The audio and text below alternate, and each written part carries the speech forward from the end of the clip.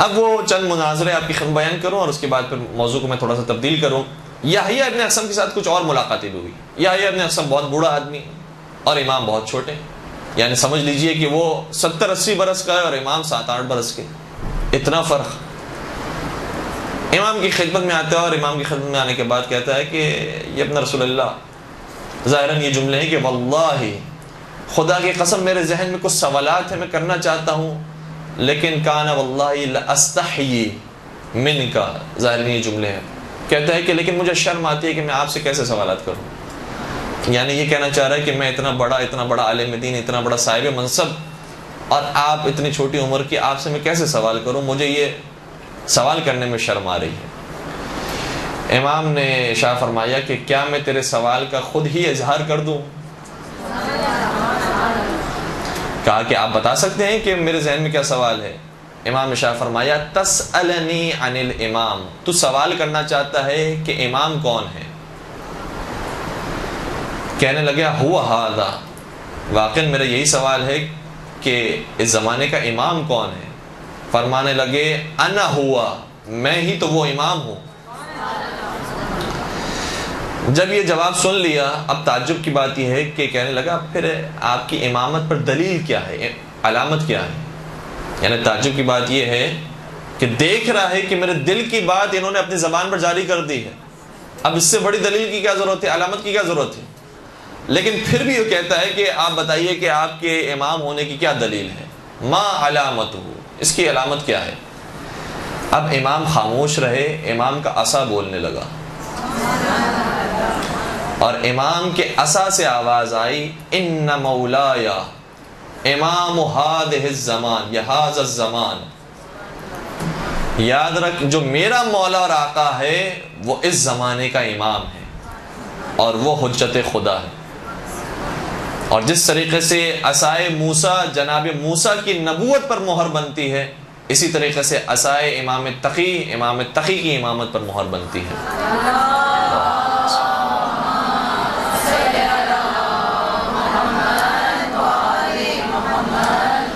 پھر ایک اور گفتگو ہے جو یحییٰ ابن اقسم اور امام کے درمیان ہوئی ہے، اور اس گفتگو کے بعد ہم ایک تھوڑے سے نئے موضوع کی طرف جائیں گے. یحییٰ ابن اقسم جب آتا ہے امام کی خدمت میں تو ایسے سوالات کرتا ہے، اور نہیں معلوم کہ اب یہ اس واقعے سے پہلے کا واقعہ ہے یا اس کے بعد کا واقعہ ہے، اور یہ ثابت کرنے کی کوشش کرتا ہے کہ آپ کو جو آپ یہ کہتے ہیں کہ آپ امام وقت ہیں، آپ کو امامت ملی ہے، تو بظاہر تو روایات سے یہ ثابت نہیں ہوتا. روایتوں کے اندر تو یہ بات موجود ہے کہ جیسے اہل سنت حق پر ہیں.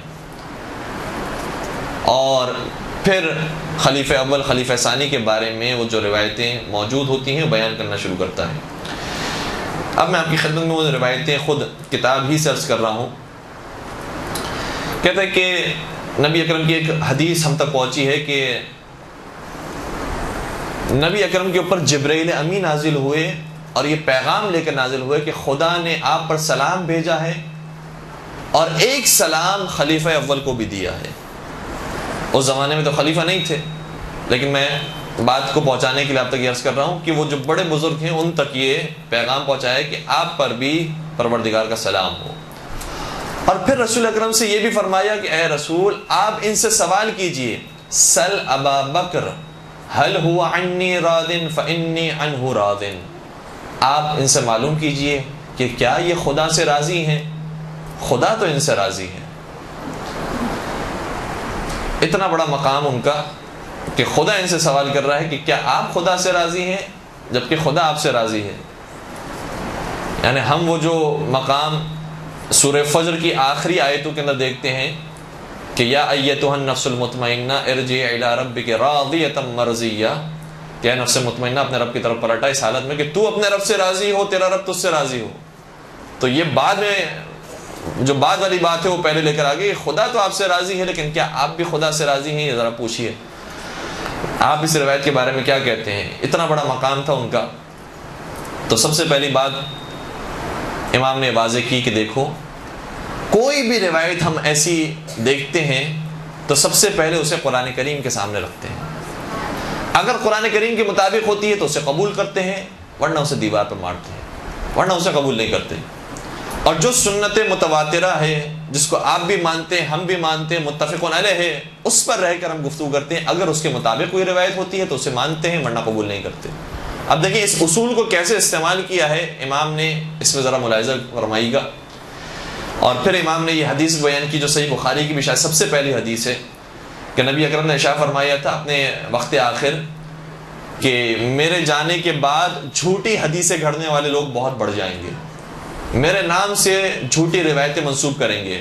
فمن کذب علی متعمدا فلیتبوأ مقعدہ من النار. یاد رکھے جس نے میری نسبت سے کوئی جھوٹی حدیث گھڑی تو اس کا ٹھکانہ جہنم میں ہوگا، چاہے وہ کتنا ہی معتبر شخص ہو، کتنا ہی ظاہری طور پر پاک و پاکیزہ ہو، اس کا ٹھکانہ جہنم میں ہوگا جس نے میری طرف سے کوئی جھوٹی حدیث کو گھڑا ہے. امام نے اس سوال کو سننے کے بعد قرآن کریم کی ایک آیت پیش کی. کہ قرآن کریم یہ کہہ رہا ہے، خدا خود قرآن کریم میں کہہ رہا ہے کہ نحن اقرب الیہ من حبل الورید، ہم تمہاری شہرت سے زیادہ نزدیک ہیں اور تمہارے حالات کو تم سے زیادہ جانتے ہیں. وہ خدا جو ہمارے شہرت سے نزدیک اور ہمارے حالات سے زیادہ جانتا ہو، وہ خدا پوچھے گا رسول اکرم کے ذریعے کہ ان سے معلوم کرو کہ کیا یہ ہم سے راضی ہیں یا راضی نہیں ہیں. وہ خدا تو پہلے ہی جانتا ہے. بندے کا معاملہ ہے کہ بندہ اس سے راضی ہے راضی نہیں ہے. تو شاید بظاہر روایت کے اندر الفاظ مختلف ہونے چاہیے، لیکن آپ تک جو روایت پہنچی ہے وہ نادرست ہے. اچھا، اس مناظرے کے اندر کچھ اور جملے بھی ہیں جو بڑے خوبصورت ہیں. امام نے بہت تحمل کے ساتھ ان روایتوں کو سنا ہے اور جواب دیا ہے. کہیں کسی موقع پر یہ نہیں کہا کہ کیسے ممکن ہے کہ تم نے ایک جھوٹی روایت کو فضائل کے اندر بیان کر دیا، اور کبھی یہ نہیں کہا کہ میں انہیں نہیں مانتا ہوں، ہمارا یہ عقیدہ نہیں ہے. بلکہ بعض جگہوں پر اس واقعے کے اندر کہا ہے کہ صحیح ہے، ہماری نظر میں بھی پہلے کا بہت احترام ہے، دوسرے کا بہت احترام ہے. یہ بار بار کہہ کر انہیں جوابات دیے ہیں تاکہ وہ علمی طور پر قائل ہو سکیں، دلیل سے قائل ہو سکیں کہ جن روایتوں کو آپ مان کر ان کو یہ ثابت کر رہے ہیں کہ وہ بڑے محترم تھے، وہ روایتیں ہی صحیح نہیں ہیں. پھر انہوں نے کہا کہ ایک اور روایت بھی ہے نبی اکرم کی کہ ارشاد فرمایا ان مثل ابی بکر و عمر فی الارض کمثل جبرائیل و میکائیل فی السماء، کہ پہلے اور دوسرے کی زمین میں مثال ایسی ہے کہ جیسے جناب جبرائیل اور جناب میکائیل کی مثال آسمانوں میں ہے. ارشاد فرمایا امام نے کہ یہ کیسے ممکن ہے، جبرائیل اور میکائیل جب سے پیدا ہوئے معصوم ہیں، وہ آسمانوں پر ہیں، حکم خدا کی کبھی نافرمانی نہیں کی انہوں نے، سب سے بڑے مقرب فرشتے ہیں جن کی زندگی کا کبھی کوئی ایک لمحہ نافرمانی میں نہیں گزرا، اور جن دو کی تم بات کرتے ہو ان کی زندگی کا آدھا حصہ تو شرک میں گزرا ہے. تو یہ کیسے برابر ہو سکتے ہیں جبرائیل اور میکائیل کے؟ پھر کہنے لگا کہ ایک اور روایت میں یہ آیا ہے کہ یہ دونوں ایسے ہیں کہ انہما سیدہ کہول اہل الجنہ، کہ جب یہ جنت میں جائیں گے تو یہ بوڑھوں کے سردار ہوں گے. تو پھر امام نے وہی جواب جو آپ نے سنا بھی ہے کہ جنت میں کوئی بوڑھا جائے گا تو یہ سردار بنیں گے، جنت میں جو جائے گا وہ جوان ہوگا. لہٰذا یہ روایت کبھی بھی امام کی طرف سے نہیں آئی، پیغمبر کی طرف سے نہیں آئی ہے کہ بوڑھوں کے سردار ان کو بنایا گیا ہے. اور یاد رکھو یہ روایت وہ ہے کہ جو بنی امیہ نے گھڑی تھی، یہ باقاعدہ بیان کیا. بیان کرنے کی وجہ کیا تھی؟ کیونکہ اب جو مقابلہ ہو رہا ہے اور جس دربار میں ہے وہ بنی امیہ کا نہیں ہے، وہ بنی عباس کا ہے. لہٰذا بنی امیہ کی جتنی حقیقت ہے وہ بیان کر سکتے ہیں. بنی عباس کا دربار ہے، بنی امیہ کے مخالفین کا دربار ہے، لہٰذا اس دربار میں بنی امیہ کے بارے میں جتنی حقیقت ہے وہ بیان کر سکتے تھے. لہٰذا کہا کہ یہ بنی امیہ کے زمانے میں کام کیا گیا ہے. اور میں آپ کی خدمت میں اگر موقع ملا تو اس واقعے کو بھی عرض کروں گا کہ بنی امیہ نے کس طریقے سے کام کیا. پھر کہا کہ ایک اور روایت ہے کہ ان عمر ابن الخطاب سراج اہل الجنہ، کہ ان کے بارے میں یہ کہا گیا کہ جنت کے اندر جو چراغ ہوں گے وہ یہ ہوں گے، ان سے روشنی ساطع ہوگی. تو امام نے شاہ فرمایا جنت کے اندر صرف یہ نہیں ہوں گے، اگر یہ ہوں گے بھی تو بھی انبیاء کرام پہلے ہوں گے، اولیاء کرام موجود ہوں گے، فرشتے ہوں گے، ان میں سے کسی کے بھی چراغ سے کوئی روشنی نہیں ہوگی اور ان کے چراغ سے روشنی جاری ہوگی. یہ تو عجیب بات ہے. تو یہ تو ایسا ہو گیا کہ پھر انبیاء سے بھی آپ نے ان کو افضل قرار دے دیا، جو آج کل خود ہمارے اوپر جو اعتراض کیا جا رہا ہے. تو یہ اس روایت سے خود اہل سنت کے اوپر اعتراض ہوتا ہے کہ انبیاء سے بھی آپ نے زیادہ فوقیت دے دی ہے ان کو کہ جنت میں جو چراغ ہوں گے وہ یہ ہوں گے۔ پھر ایک اور روایت انہوں نے بیان کی کہ نبی اکرم نے شاہ فرمایا ان السکینۃ تنطق علی لسان عمر، کہ جب یہ بات کرتے ہیں تو ان کی زبان سے سکون اور اطمینان جاری ہوتا ہے، اور ان کی باتیں سننے کے بعد انسان سارے جوابات کو لے لیتا ہے اور قانع ہو جاتا ہے، پھر کوئی سوال ذہن میں نہیں رہتا۔ پھر امام نے شاہ فرمایا اگر تم یہ کہتے ہو کہ واقعاً یہ کوئی حقیقت رکھتی ہے تو ان سے زیادہ افضل تو تمہاری نگاہ میں وہ پہلے تھے، دوسرے کے مقابلے میں پہلے تمہاری نگاہ میں افضل ہیں۔ جبکہ وہ پہلا جب ممبر پر آیا تو ممبر پر آنے کے بعد یہ کہتا ہے کہ ان لی شیطانا یعترینی فاذا ملت فسددونی، وہ ممبر پر آنے کے بعد یہ کہنے لگا تھا کہ میرے ساتھ ہمیشہ شیطان ہوتا ہے، اگر میں کوئی غلط بات بیان کر دوں تو میری اصلاح کر دیا کرو۔ تو جو افضل ہے وہ آنے کے بعد یہ کہے کہ میرے ساتھ شیطان ہوتا ہے اور مجھ سے غلطیاں ہو جاتی ہیں، میری زبان سے غلط باتیں نکل جاتی ہیں، اور دوسرا ایسی باتیں کہیں کہ اس کے جوابات سننے کے بعد انسان کو اطمینان ہو جائے، یہ کیسے ممکن ہے؟ پھر کہا کہ نبی اکرم کی ایک اور حدیث بھی ہے کہ لو لم ابعث لبعث عمر، اگر مجھے نبی نہیں بنایا گیا ہوتا تو ان کو نبی بنایا جاتا۔ تو پھر امام نے ارشاد فرمایا کہ قرآن کریم کی آیت ہے وَإِذْ أَخَذْنَا مِنَ النَّبِيِّينَ مِيثَاقَهُمْ وَمِنْكَ وَمِنْ نُوحٍ، کہ اے نبی اس وقت کو یاد کرو کہ جب نبیوں سے عہد لیا جا رہا تھا نبوت کے بارے میں، اور جناب نوح علیہ السلام سے بھی عہد لیا گیا اور تم سے بھی عہد لیا گیا، تو اس کا مطلب یہ ہوا کہ نبی پہلے ہی سے نبی ہو کر آتا ہے، نبی سے پہلے ہی سے میثاق لیا گیا ہے، وعدہ نبوت لیا گیا ہے۔ تو یہ کیسے کہا جا سکتا ہے کہ پہلے ہی سے جو نبی طے شدہ ہوں وہ یہاں پر جب آئیں تو پھر یہ کہا جائے کہ اگر میں نبی نہیں ہوتا تو یہ نبی ہوتے؟ تو یہ نبی تو پہلے ہی سے طے شدہ تھے، اس لیے کسی اور کے بارے میں یہ کہنا کہ انہیں نبوت مل جاتی یہ ممکن ہی نہیں ہے۔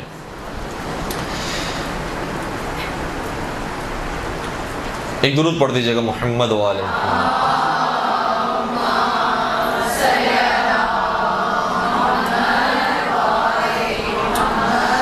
کیا پھر ایک اور نبی اکرم کی حدیث ہے کہ نبی نے شاہ فرمایا ما احتبس عنی الوحی قط الا ظننته قد نزل علی آل الخطاب، کبھی کبھار وحی مجھ پر نازل ہوتی تھی لیکن منقطع ہو جاتی تھی،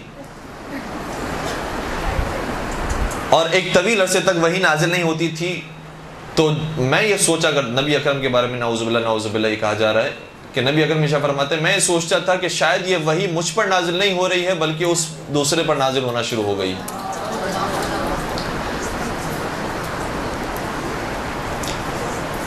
جب یہ بات انہوں نے بیان کی تو پھر امام نے قرآن کریم سے آیت پیش کی کہ قرآن کریم نے کہا ہے کہ اللہ یصطفی من الملائکۃ یصطفی من الملائکۃ رسلا ومن الناس، کہ پروردگار نے ملائکہ میں سے اور لوگوں میں سے رسولوں کو چن لیا ہے، یعنی ملائکہ میں سے مقربین کا انتخاب کر لیا ہے اور عام انسانوں میں سے رسولوں کو انتخاب کر لیا ہے۔ تو جب انتخاب خدا نے پہلے ہی سے کر لیا ہے تو کیسے ممکن ہے کہ خدا اپنے انتخاب میں غلطی کرے؟ غلطی نہیں ہو سکتی کہ یہاں وحی نازل ہونا چاہیے تھی اور اس کے بعد غلطی سے دوسری جگہ وحی نازل ہونا شروع ہو جائے۔ پھر کہا کہ ایک اور حدیث نبی اکرم صلی اللہ علیہ وسلم تک پہنچی ہے کہ لو نزل العذاب لما نجا منہ الا عمر، اگر عذاب نازل ہو جائے تو کوئی نجات نہیں پا سکتا سوائے اس کے، اور شاید الٹی ہونی چاہیے تھی حدیث کہ سب نجات پا سکتے ہیں۔ تو امام نے شاہ فرمایا کہ یہ بات بھی قرآن کریم کی آیت کے خلاف ہے، کیونکہ قرآن کریم میں یہ آیت موجود ہے کہ وَمَا كَانَ اللَّهُ لِيُعَذِّبَهُمْ وَأَنْتَ فِيهِمْ، کہ خدا کبھی عذاب نازل کر ہی نہیں سکتا جب تک اے رسول آپ ان کے درمیان موجود ہیں۔ وَمَا كَانَ اللَّهُ مُعَذِّبَهُمْ وَهُمْ يَسْتَغْفِرُونَ، اور خدا کبھی عذاب نازل ہی نہیں کر سکتا جب تک یہ لوگ استغفار کر رہے ہیں۔ تو جب تک نبی موجود تھے اور نبی اپنی زبان سے جملے جاری کریں تو یہ تو قرآن کی آیت کے خلاف ہے کہ نبی کی موجودگی میں جب عذاب آ ہی نہیں سکتا تو کیسے نبی ارشاد فرما سکتے ہیں کہ اگر عذاب آ جائے تو سب ہلاک ہو جائیں گے سوائے ان کے؟ یہ ممکن ہی نہیں ہے۔ اب اس کے اندر چند ایک نقطے ہیں اس کو بیان کریں اور پھر ہم اس موضوع کو مزید آگے بڑھائیں کہ دیکھیں امام نے ان کے ایک ایک سوال کو سنا اور بڑے تحمل کے ساتھ جواب دیا، اور اکثر کا جواب آپ نے دیکھا کہ قرآن کریم کی آیت سے دیا۔ تو ایک بات تو یہ ہے کہ ہمیں یہ کوشش کرنا چاہیے، اور یہ سب سے پہلے ہمارے لیے بات ہے کہ جب جواب دیں اہل سنت کو، جو مسلمانوں کی مشترک کتاب ہے جس کو سب مانتے ہیں اور کلام الہی ہے، اس سے جواب دیا جائے، قرآن کریم سے جواب دیا جائے۔ دوسری بات یہ ہے کہ کچھ باتیں ایسی ہیں کہ جو ان کے یہاں بھی متفقن علیہ ہے، ان متفقن علیہ باتوں کو بھی استعمال کیا جا سکتا ہے انہی کے حوالے سے، انہی کے خلاف۔ مثال کے طور پر خود اہل سنت یہ تسلیم کرتے ہیں کہ خلیفہ اول ہوں، خلیفہ ثانی ہوں یا دوسرے افراد ہوں، ان کی زندگی کا اکثر حصہ بت پرستی میں گزرا ہے، شرک میں گزرا ہے، انہوں نے سجدے کیے ہیں بتوں کے آگے، اور جب یہ ایمان لے کر آئے ہیں یا اسلام لے کر آئے ہیں اس وقت انہوں نے سجدہ کرنا شروع کیا ہے خانہ کعبہ کی طرف رخ کر کے، ورنہ اس سے پہلے تک یہ بتوں کو پرستش کیا کرتے تھے۔ تو یہ خود جب تسلیم کر رہے ہیں کہ ان کی زندگی کا اکثر حصہ شرک کے ساتھ گزرا ہے اور کفر کے ساتھ گزرا ہے، تو پھر ان کے یہ فضائل بیان ہی نہیں ہو سکتے ہیں کہ یہ شروع سے معصوم تھے، ان کو عہدہ الہی حاصل تھا، ان کو نبی اکرم نے پہلے ہی انتخاب کر لیا تھا، یہ فضائل بیان ہی نہیں ہو سکتے۔ اور ہم جس امام کو مانتے ہیں اس کی ولادت ہی خانہ کعبہ میں ہوئی ہے۔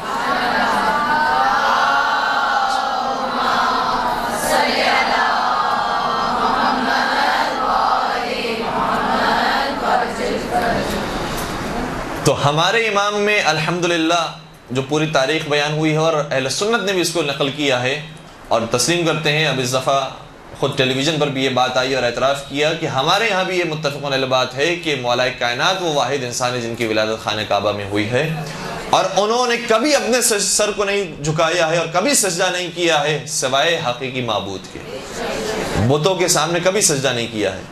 تو یہ فضائل ائمہ کے بارے میں تو بیان ہو سکتے ہیں، مولا کائنات کے بارے میں تو بیان ہو سکتے ہیں، لیکن اور کسی شخصیت کے بارے میں بیان نہیں ہو سکتے، چاہے کوئی خلافت کو بعد میں حاصل کر لے، چاہے کوئی صحابیت کے درجے کو اپنے کاندھوں پر سجا لے، صحیح ہے کہ اگر اہل کردار ہیں تو وہ اپنے مقام پر اہمیت رکھتے ہیں، لیکن اس سے وہ شان ان کی پیدا نہیں ہو سکتی کہ جو ان کی سابقہ زندگی تھی ان کو ہم صحیح شمار کریں، جبکہ وہ خود اس بات کے قائل تھے کہ ہم نے زندگی کا اکثر حصہ شرک کے ساتھ گزارا ہے۔ ایک درود پڑھ دیجئے محمد و آل محمد۔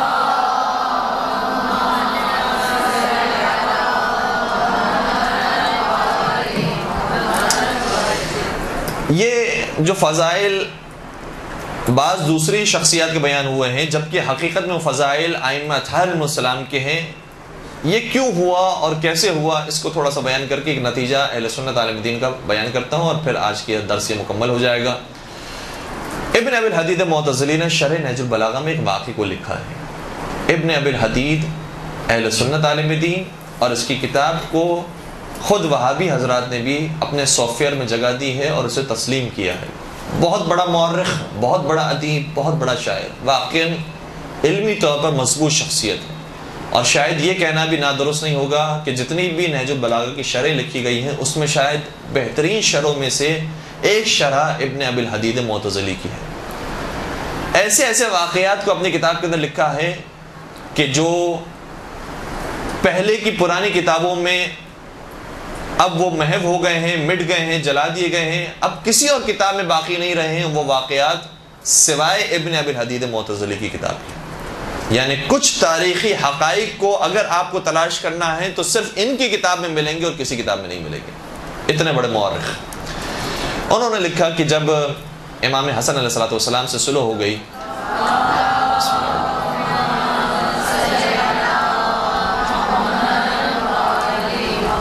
اور حاکم شام کو خلافت حاصل ہو گئی اور حکومت حاصل ہو گئی، تو حاکم شام نے اب یہ کام کیا کہ اپنے سارے گورنروں کو خط لکھا کہ تم منبر سے سب و شتم کرنا شروع کرو، علی کے خلاف، اولاد علی کے خلاف، اصحاب علی کے خلاف، جس میں ابن عباس بھی ہیں، مالک اشتر بھی ہیں، ان سب کے اوپر بھی سب و شتم کرو، اولاد علی پر بھی سب و شتم کرو۔ منبروں سے سب و شتم ہوتا رہا۔ اب ظاہر سی بات ہے کہ کوئی ایک اپنے علاقے کا عالم دین جو قرآن و حدیث کی باتیں کرتا ہے، وہ الحمد و ثنا کے بعد اور صلوات کے بعد یہ کام کرے کہ نعوذ باللہ اللہم لعن فلاں فلاں فلاں، تو کتنی معتبر بات لوگوں کی نظر میں سمجھی جائے گی کہ یقیناً اگر اس نے لعنت بھیجی ہے تو کچھ روایتوں کو دیکھ کر بھیجی ہوگی۔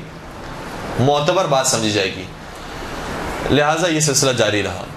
پھر ابن ابی الحدید نے لکھا کہ حاکم شام نے پھر یہ کام کیا, کہا کہ اب سب و شتم ہو گیا ہے, جو علی کے چاہنے والے ہیں ان کو چن چن کر زندان میں ڈالو, یا انہیں قتل کر دو, یا انہیں جلا وطن کر دو. یہ کام ہونا شروع ہوا. تیسرا وہ مرحلہ آیا, پھر کہا کہ جو علی کے فضائل بیان ہوتے رہتے ہیں اور لوگوں کے یہاں مشہور ہیں, ان علی کے فضائل کو مٹا کر, مولا کائنات کے نام کو مٹا کر, جو شیخین ہیں اور دوسرے خلفاء ہیں ان کے نام کو لکھا جائے, اور مولا کائنات کے نام کو ہٹا ہٹا کر دوسروں کے نام شامل ہونے لگے. یہاں تک کہ پھر تیسرا اور چوتھا مرحلہ یہ شروع ہوا, کہا کہ اب ان کے فضائل تو بیان ہو گئے, ہمارے فضائل باقی رہ گئے. بنی امیہ کے فضائل بھی بیان ہوئے, ان کے فضائل بھی بیان ہوئے. ابن ابی الحدید نے پورا یہ واقعہ لکھا ہے اور میں نے خلاصتاً آپ کی خدمت بیان کر دیا. ابن ابی الحدید نے پھر نتیجہ دیا, کہا یاد رکھو یہ کام حاکم شام نے کیا ہے, بنی امیہ والوں نے کیا ہے, کہ جو فضائل علی کی شان میں نبی اکرم نے بیان کیے تھے اسے دوسروں کے حوالے سے بیان کر دیا, دوسروں کے نام سے بیان کر دیا. لہٰذا اب میں تمہیں ایک اصول دے کر جا رہا ہوں کہ اگر تم نے جاننا ہو کہ کون سی روایت صحیح ہے اور کون سی روایت غلط ہے, تو جان لو کہ اگر تمہیں دو روایتیں نظر آئیں جس میں سے ایک روایت میں علی کا نام لکھا ہو اور علی کے نام سے فضائل بیان کیے گئے ہوں, اور دوسرے روایت کے اندر روایت بعین ہی وہی ہو لیکن نام کسی اور کا ہو, تو یاد رکھنا وہ روایت جس میں کسی اور کا نام ہے وہ جھوٹی روایت ہے, اور جس میں علی کا نام ہے وہی سچی روایت ہے.